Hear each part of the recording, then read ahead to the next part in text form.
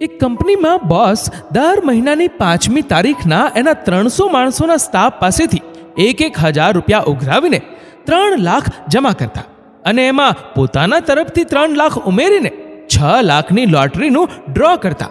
એમાં જેનું નામ નીકળતું એને 6 લાખ રૂપિયા બક્ષિસ રૂપે મળતા. એ કંપનીમાં ઝાડુ પોતા કરવાવાળી બાઈને આ રૂપિયાની બહુ જરૂર હતી, કારણ કે એના દીકરાનું ઓપરેશન કરાવવાનું હતું. પણ આ તો લોટરી હતી, એક જુગારની રમત હતી. એને ન લાગે તો દેખીતી રીતે એને 1,000નું નુકસાન થાય એમ હતું.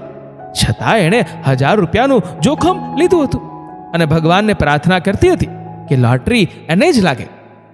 બોસને એની દયા આવતી હતી અને એ પણ ચાહતા હતા કે ઇનામ એને જ લાગે.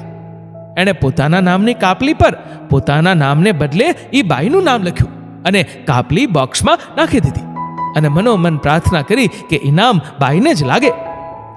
આમ તો 300 માણસમાં પોતાનું એક નામ જતું કરવાથી ઇનામ એને જ લાગે એવી શક્યતા બહુ ઓછી હતી.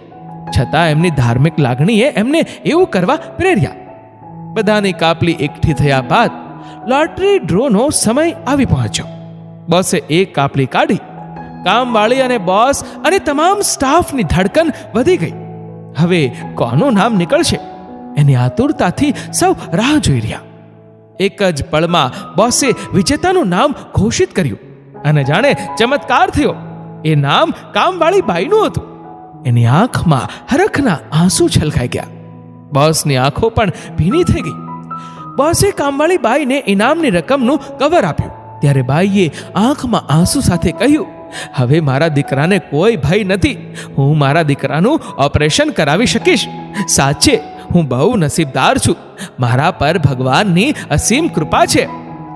બોસ અમસ્તા જ લોટરી બોક્સની બાજુમાં જઈને ઊભા રહ્યા અને જસ્ટ જાણવા ખાતર એમણે બીજી કાપલી કાઢીને જોઈ તો એની આંખો આશ્ચર્યથી પહોળી થઈ ગઈ. બીજી કાપલીમાં પણ કામવાળી બાઈનું જ નામ હતું. એમણે ત્રીજી કાપલી કાઢીને જોઈ તો એ ચકરાઈ ગયા.